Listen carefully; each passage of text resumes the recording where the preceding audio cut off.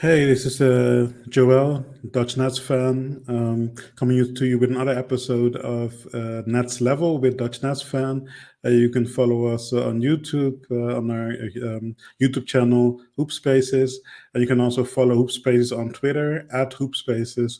And you can also follow me, of course, on Twitter, and that's at Dutch Nets fan. So, in this episode, I want to actually look ahead to the week of Truth for the Nets, which is starting tonight. And that is the case because the Nets are currently in sixth place. However, Miami is breathing down our necks. And we also are a couple of games behind the Knicks and a couple of games behind the Cleveland Cavaliers.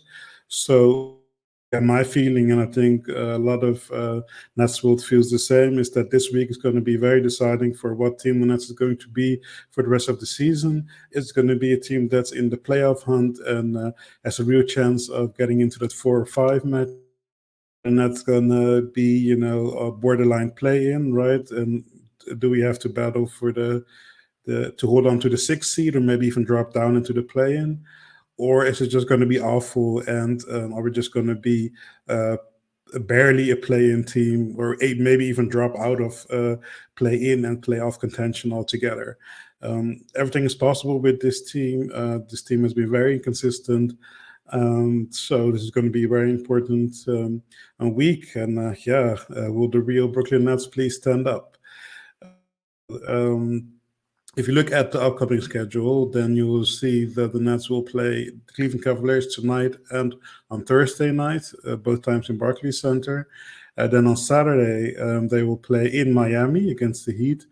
Then on Sunday, they will play in Orlando at the Amway Center. And then they will have a couple of days off. So basically, these 4 games are going to be very important. If you would, for example, lose 2 out of 3, for those games against the Cavaliers and the Heat, then the Orlando game is almost not going to matter anymore. Not for the 4 or 5 hunt anyway, because you could need to take a step back from that 4 or 5 seed. If you win 2 out of 3, or God knows, maybe even all 3, then you're have a real chance at getting home court advantage and getting into that fourth. And wouldn't be amazing to be in a 4 or 5 matchup with the Knicks? I think New York would melt down. It would be amazing, especially since I think we can take the Knicks. Even if it's the fourth, the Cleveland Cavaliers, which is a little bit more a realistic scenario, I feel if we would make that matchup. But would also be good, I think, because I don't think that we are worse than the Cleveland Cavaliers, even though at times we definitely play worse than them. Um, However, we're going to have to see the results in the next couple of games because, if these 4 games go poorly, then, you can take a couple of days off and then shut some people down because then the Houston game is not going to be that important anymore. Here I have 5 points that I think the Nets should look into if they want to have a real shot at the 4 or 5 matchup. So that is stay consistent on defense. The Nets have been, since the trade, one of the best defenses in the league. Their defensive rating is actually quite good. And because, of course, when you look at Basketball Reference, for example, and you look at defensive efficiency, then the Nets are sort of mediocre at the moment. That's just the case because, the beginning of the season, even the Steve Nash games are also taken into account, of course. The Nets are and they are 13th in defensive rating and 16th in offensive rating when it comes to the full season. However, like I said, if it comes to since the trade, then the Nets have actually been one of the best defenses in the league. If you also look at the results lately, then holding the best offense not only of the league now but of all time if they keep scoring at points. For example, holding the leader of the Western Conference with the 2-time reigning MVP to 102 points, for example, or 108 points, I should say. So that's all quite good. And also holding, for example, the Houston Rockets to 96 points, the Charlotte Hornets to 86 points. Um, these um, these are definitely contributing to the Nets have been one of the best defenses in the league since the trade. However, one of the problems that the Nets have, and it's also why I'm talking about consistency, is that they can't really put together 4 good quarters, right? Like, so even in the game where the Nets end up having a very defensive game, sometimes, the Nets are like down like almost 70 points, 60 plus points by halftime. And then the Nets oftentimes come out of the locker room with either a terrific third quarter, especially when they win games or when they lose close games. However, when the Nets actually get blown out, then the third quarter is awful, and then Nets score like 15 to 18 points. So I do feel that if you want to have really instead of 4 or 5 matchup, then you have to be more consistent when it comes to defense. And I know the numbers are good, but I mean, putting together 4 decent defensive quarters. And of course, there's always quarter where your opponent's going to score 30 points, but do we need to have these 40-point quarters in our 38-point quarters? I do think that that's definitely something we can improve, because some of those games we did lose, if you are more consistent in defense throughout the game, then you win these games, right? So that's definitely something that the Nets are going to have to do. Then the second thing that I think the Nets need to do is make better decisions. So right now, I think it's clear that Mikal Bridges is our most talented player. He's someone, of course, who was the fourth option in Phoenix. And he's also not the kind of person who's going to demand the ball, right? He's not really a ball dominant player, not throughout the game, right? He is often in the first quarter, for example, or he has stretches in the game and he scores a lot of points, or when his shot is not falling, that he is like 1 out of 7 or something like that.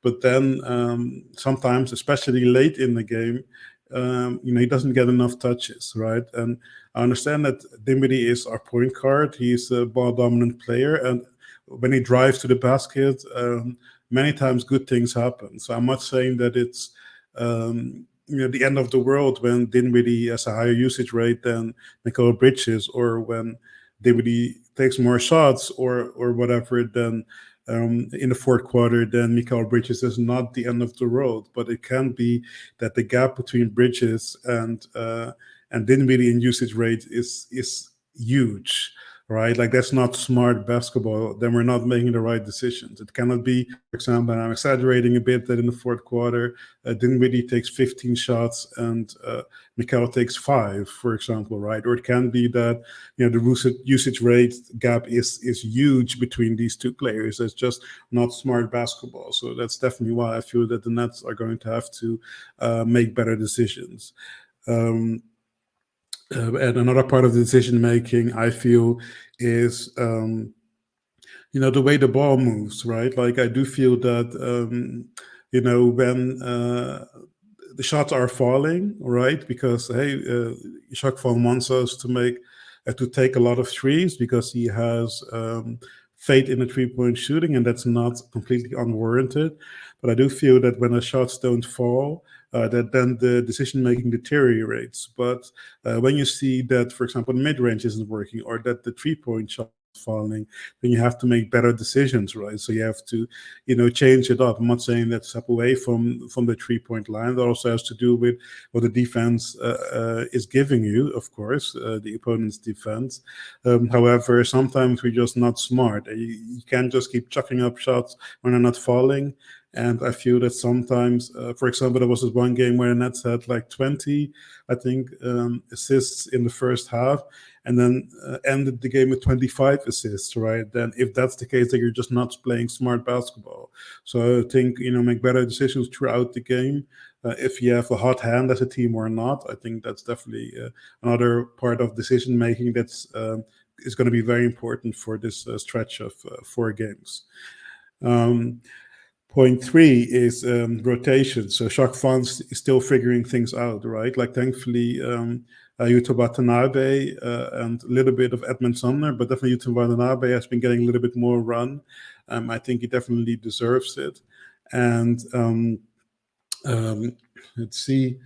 Recently, was of course the situation where the starters were basically stacking bricks upon bricks, and then Jacques Van decided to roll with the second unit. That was the game against the Nuggets, and the second and partially the third unit even. They closed the gap and they got the game within 6 points. And then what I think he should have done, and I think almost all of Nets Twitter was saying the same, is he should bring the starters back. And I know at the end of the day that the starters, were trash and whatnot, but there's 2 reasons why the starters should have come back in. One, like the guys who got the team that close, they were gassed. And secondly, at the end of the day, even if your starters are not able to hit the ocean, with a basketball, you still need to put them back in because they are still more talented, right? And especially when your margin for error is not very big. It's not the second time the Shock finals made this mistake. Bring the starters back in. So that's, for me, it's also part of the rotation, but also figuring out who's going to be part of the rotation, who isn't, and not penalizing certain players for having a bad stretch, and other players, get to stay in the game, even when shoot 10 air balls, right? Like, so I do feel that Jacques Van can do a little bit better there when it comes to the rotations, and also the fact that we're so atrocious in rebounding, right? Like you have all these statistics when it comes to rebounding, and when you look at offensive rebounding, we're dead last in the league. Defensive rebounds are 19th, which is also not great, and then total rebounds we're 29th, right? Like, so we're basically one team is that's worse than us. It could be one of the teams that is already deep in the Mambayana sweepstakes that aren't really trying. But so that's definitely something. Also, when it comes to rotations, if you have a big like we do now, someone who's 7'2", just try it. You know what I mean? Like I don't know. Like we have been in love with small ball ever since Steve Nash was there. But at the end of the day, we're going to have to get some rebounds if we're going to be than we are right now, or more consistent team.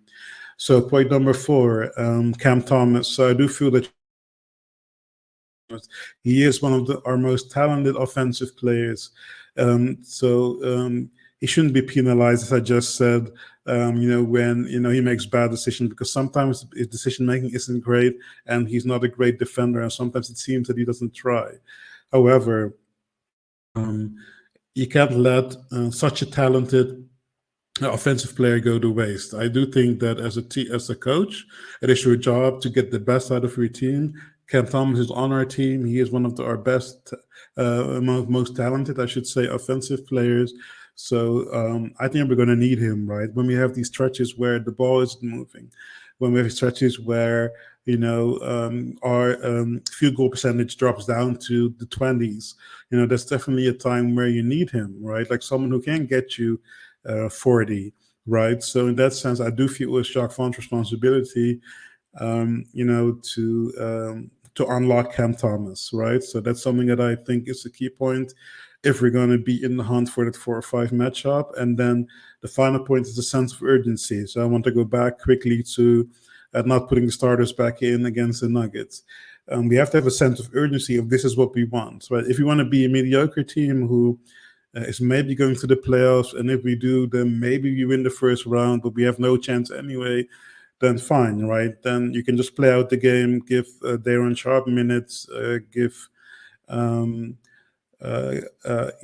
Moses Brown minutes, give everyone who you don't think is going to be part of the Nets moving forward, give them minutes so that their price goes up. If Ben Simmons is maybe healthy enough to play at some stage. Give him some minutes. Maybe he has a couple of triple doubles, and someone's going to take a chance on him, right? But if we actually want to, go as far as we can with this team, and I'm not saying that we are a contender because we clearly not. But if you want to, go to the second round and then, make it a dogfight with Philly, for example, right, or make it a dogfight with Milwaukee, right? I mean, Nashville is going to be motivated for that game against the Bucks, even though we know we have no chance. Take them to 6-7, right? If that's what we want, is that who we want to be? Then there has to be some sense of urgency. So that comes from the top down, right? Like, so from Jacques Vaughn, in his decision makings and his rotations, he needs to, in the way he motivates the team, he needs to show a sense of urgency, and as well when it comes to trying to string together 4 quarters of good basketball, moving the ball, and keep up the defense, because the defense is good already, is elite already, but keep that defense up for larger parts of the game. And also make smart decisions when the ball isn't going in, when we're struggling offensively. And when that happens, I think that we have a shot. And being in the 4-5 matchup, I know I'm one of the crazy persons who think that we maybe even have a chance at home court advantage. Well, I'm probably in a minority, as I should be, with a crazy take like that. But I'm a Nets fan, I believe. However, this week is going to be very telling. So Jay from BK said it as well recently, like which Nets team, like you never know what you're going to get. So I need the real Brooklyn Nets to stand up, and I need them to be who they can be. And if they do that, then they can make a run. They can make it to the postseason. I delayed my trip to New York, to watch some playoff games this time, because I was going to be in New York this week. I would have been at the Denver game. I would have been at the 2 games against Cleveland. So I bet they better not make me regret postponing my trip, because it wouldn't be great if there's going to be no basketball when I'm coming over in May, or that we're going to get swept again. That's really what I don't need. So yeah, let's see which Nets team shows up tonight, and that's also gonna show us, I think, who's going to show up on Thursday and who's going to show up on Saturday. So let's see. Please follow us on YouTube, on HoopSpaces. Follow HoopSpaces at HoopSpaces on Twitter, and follow me at DutchNetsFan on Twitter as well. And let's see a Nets world. Let's hope that we're not going to be depressed after tonight's game.